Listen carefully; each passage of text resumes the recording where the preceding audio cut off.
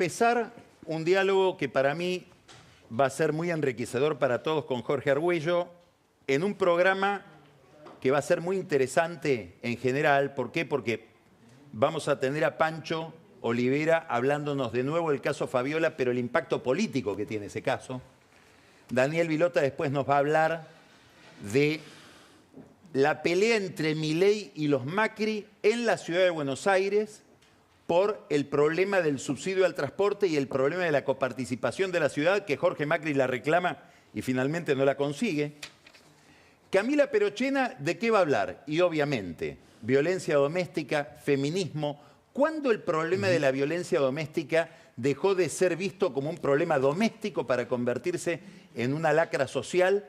Esto, fines del siglo XX, según último cuarto del siglo XX, y obviamente la actualidad nos va a llevar a esa historia. Y en el whisky, quédese, porque Carola Gil nos va a contar lo que todavía ni el juez Ercolini sabe.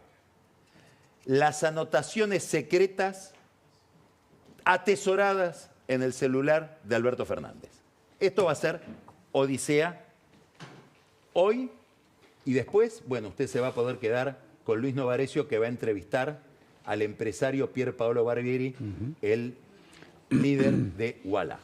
Ahora vamos a hablar con Jorge Argüello, autor de este libro. A ver si lo podemos mostrar, don Roberto. Ahí está. Este libro es Las dos almas de Estados Unidos, es la condensación de lo que ha estudiado y lo que ha vivido Jorge como funcionario en Washington a lo largo de muchos años, durante 2 presidencias, y se llama Las dos almas de Estados Unidos. Muy contento de que estés acá, Jorge. Carlos, gracias por tu invitación. Si tuvieras que encarnar estas dos almas en Kamala Harris, Donald Trump, ¿qué dirías? Yo te diría que, antes que eso, si bien me invitaste para hablar de política internacional y de los Estados Unidos, hay algo que yo siento que no debería dejar de decir después de escuchar tu interesante y larga presentación. Cuando yo escuché las denuncias de golpes en el matrimonio Fernández, a mí me resultó inverosímil. ¿Sabes por qué? Y no quiero dejar de decirlo, porque conozco a Fernández desde hace décadas.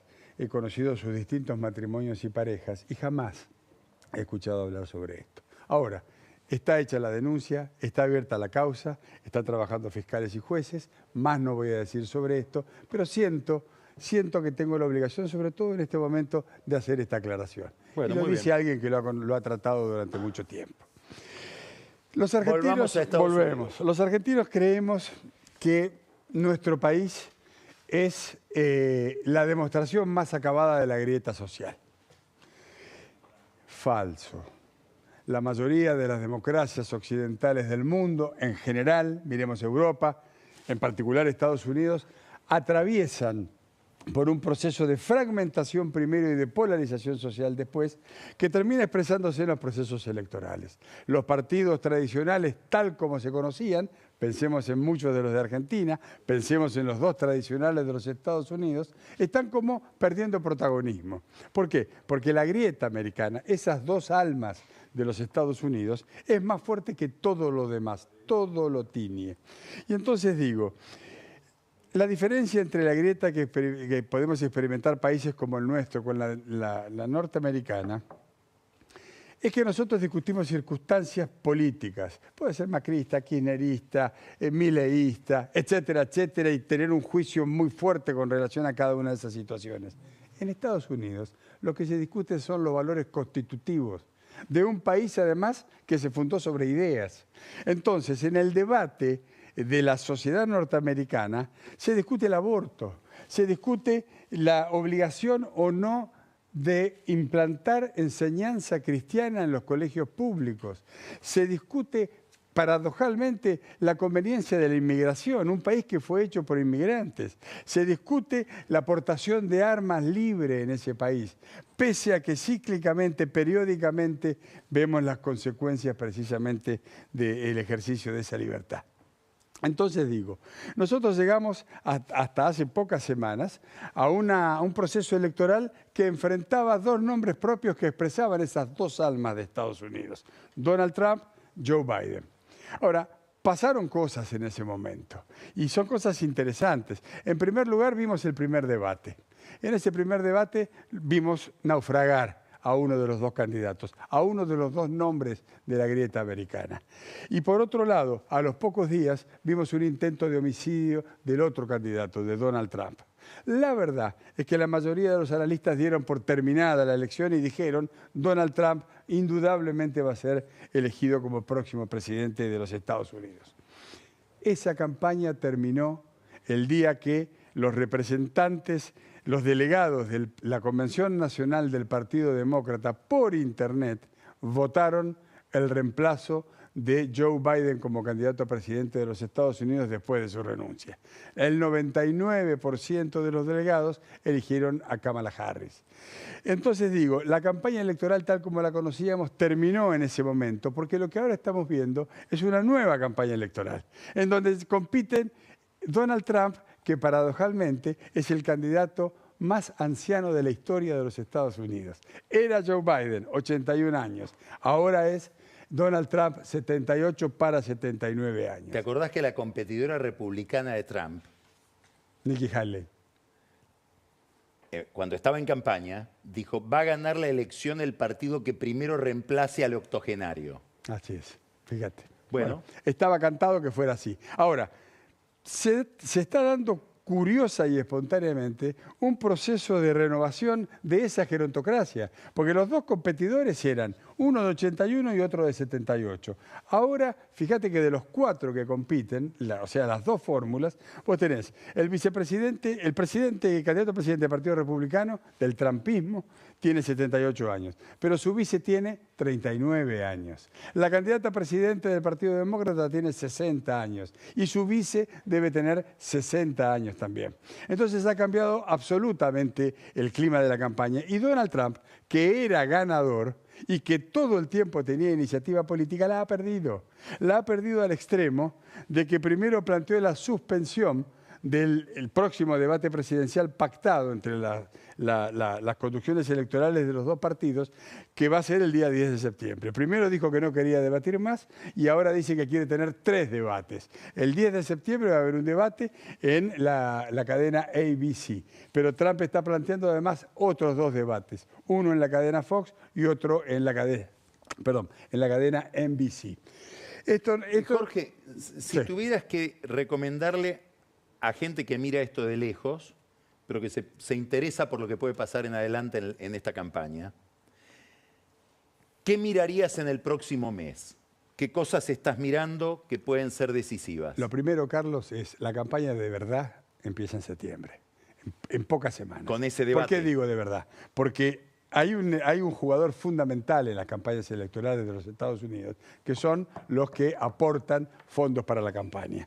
El proceso de aporte de los que contribuyeron a la campaña de Biden estaba, después del primer debate, en franco proceso de retroceso y de revisión. Con Kamala Harris se ha levantado de nuevo. Y Kamala Harris ha logrado algo que yo recuerdo lo logró Barack Obama. Yo viví en Estados Unidos cuando Obama era presidente. De hecho, presenté mis cartas credenciales en el primer mandato que tuve con el honor de representar a la Argentina ante la Casa Blanca, precisamente en las manos de Barack Obama. Obama hizo su campaña juntando dinero con contribuciones de 5, 10, 20 dólares. Después pasaron los millonarios a tallar en el aporte de las campañas, hasta la aparición de Harris. Kamala Harris ha logrado cifras récord de recaudación con pequeños contribuyentes. Entonces yo le prestaría mucha atención a lo que está pasando también con los sectores juveniles. ¿Sabes cómo se va a definir la próxima elección en Estados Unidos? Por la concurrencia. Y hay una relación directamente proporcional. Cuanto más votantes concurran a las urnas, más posibilidades tiene la candidata demócrata. Ahora te quiero hacer una pregunta para la cual vas a tener que hacer un milagro de poder de síntesis, porque es una pregunta muy amplia. Explícanos, según tu punto de vista, ¿qué pasa según quién gana y quién pierde? Bien. Si gana Harris o gana Trump. ¿Qué pasa con el conflicto de Medio Oriente? qué pasa con la guerra Rusia-Ucrania y qué pasa con Venezuela. La agenda exterior de los Estados Unidos tiene muchos puntos de desacuerdo y varios puntos de acuerdo. Esto quiere decir que no se modifica según ganen demócratas o republicanos. Por ejemplo, al tope de la agenda exterior de los Estados Unidos está lo que ellos llaman la amenaza china. Ahí no hay diferencias. Pueden discrepar en la táctica de las medidas implementadas, pero la estrategia es la misma. Limitar a China, frenar su ascenso, consolidar el liderazgo de los Estados Unidos. La cuestión migratoria es otro tema en donde hay coincidencias en general respecto de la necesidad de meter manos. El gobierno de los Estados Unidos no ha sabido durante la época de Trump y no ha sabido durante la época de Biden enfrentar ese problema. Seguramente ese tema va a ser uno de los temas de debate más fuertes.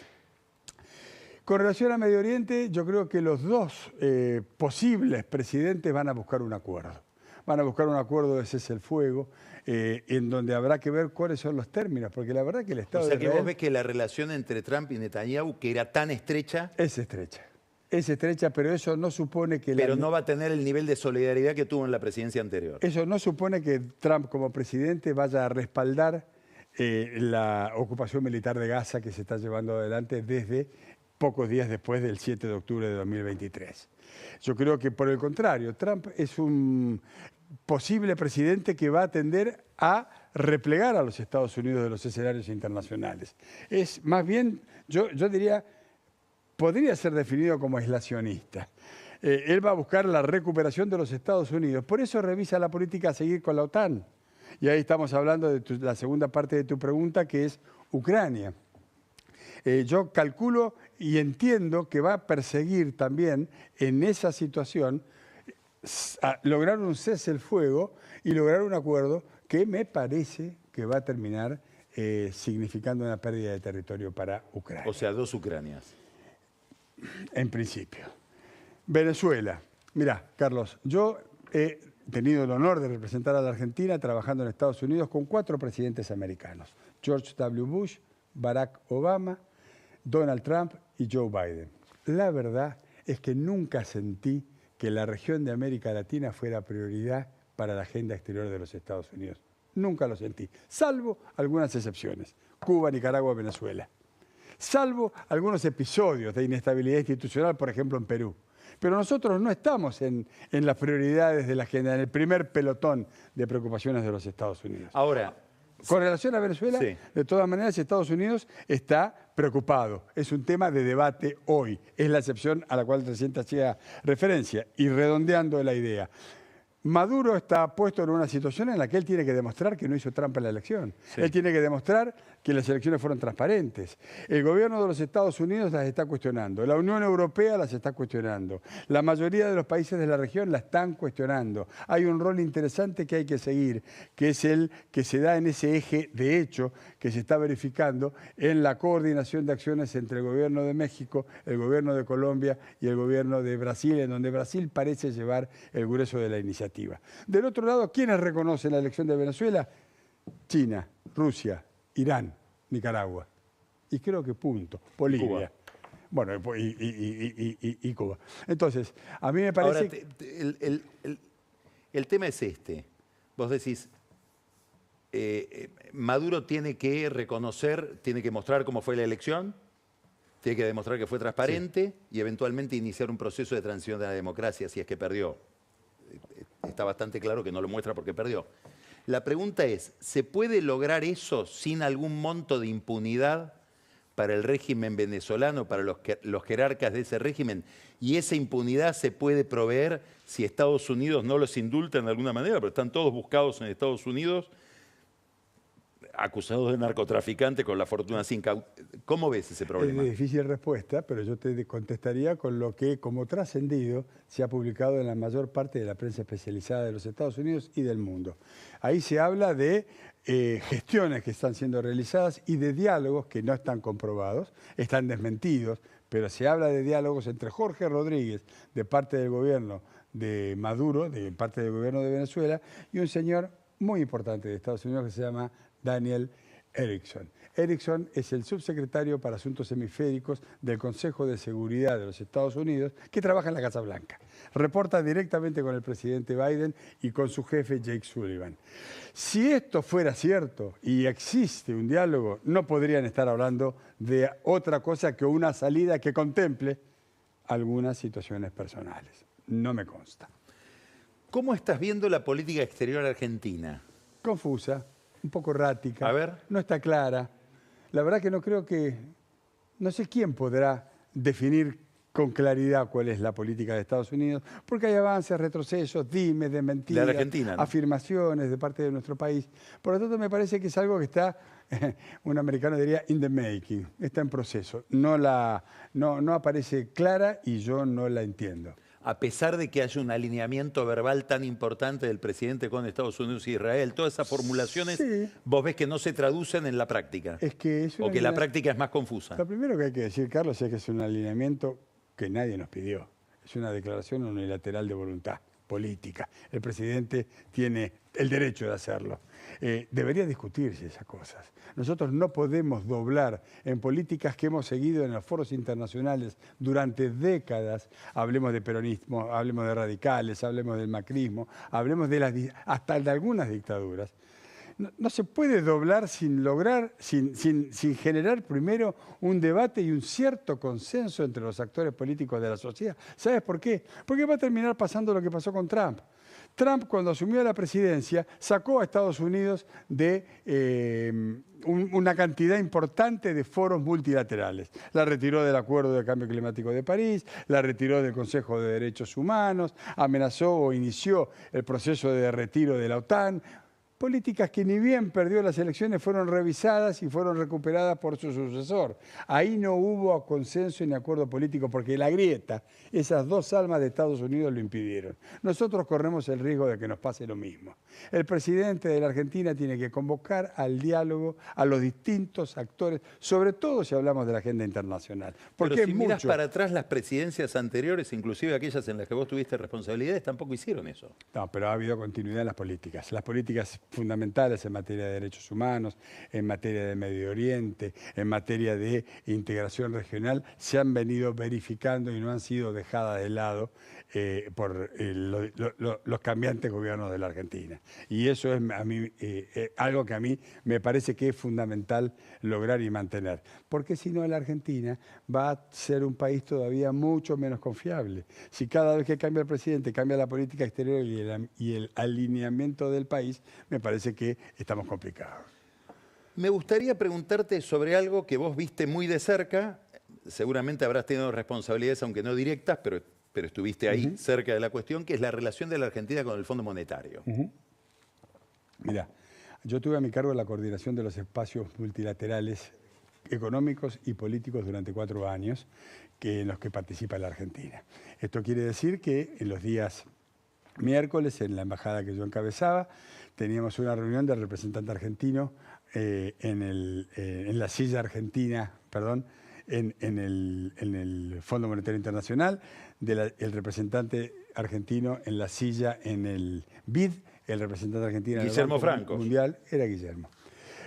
Y además estaban los representantes permanentes de la Argentina ante la OEA y la ONU. Ese nivel de coordinación fue verdaderamente importante y significativo a la hora de generar las condiciones políticas y económicas propicias para alcanzar el acuerdo con el Fondo Monetario Internacional. ¿Cómo intervenía? ¿Qué se decía durante esa reunión desde la posición del kirchnerismo? De Cristina, de Máximo, etcétera. No, nosotros... ¿Cómo se manejaban con ese tema? Todos los jugadores de ese partido jugábamos a la política decidida por el gobierno nacional, no por los subsectores de la fuerza que gobierna. Claramente nuestro objetivo, es más, la estrategia, si vos recordás, se descompuso en 2. Primero el acuerdo con los bonistas privados y después el acuerdo con el Fondo Monetario Internacional. Vos podés tener una opinión sobre cualquiera de las dos, yo puedo tener otra y así sucesivamente. Te hago la última pregunta. Pero había coordinación. ¿Vos crees que es tan cierto que si hay un triunfo de Trump para la Argentina es muy decisivo, para el gobierno de Milei es muy decisivo, o es algo que tiene algo de fantasía? Yo no creo que sea tan cierto, parafraseándote, y te diría más. No recuerdo que la gestión del presidente Trump a Argentina, salvo algunos hechos excepcionales, como por ejemplo la facilitación del crédito. Bueno, que fue muy importante. Pero salvo ese tipo de... No es menor. De episodios, anda a escuchar a Claver Carón lo que dice ahora, ¿no? Que era su representante en el Fondo Monetario Internacional. Yo te diría que salvo eso, yo no veo que haya una vocación especial de trabajar para la Argentina por parte de quien vaya a ser el próximo presidente de los Estados Unidos. Porque te reitero, con todos los presidentes de Estados Unidos con los que he trabajado, yo no he advertido una preocupación particularmente intensa, no ya con la Argentina, con la región de América Latina. La atención de ellos está puesta en otras latitudes que son aquellas sobre las que estuvimos hablando recién. Jorge, muchas gracias. Muy interesantísimo. Carlos. Muchas gracias. Muchas gracias a vos. Vamos a un corte y vamos a recibir ahora a Pancho Olivera, que nos va a hablar de las repercusiones políticas de todo este escándalo que rodea las declaraciones y las denuncias de Fabiola Yáñez. Y Daniel Vilota nos va a contar un escenario de esa guerra un poco sorda, sugerida, no del todo declarada, entre Milei y los Macri en la ciudad de Buenos Aires por plata. Ya volvemos.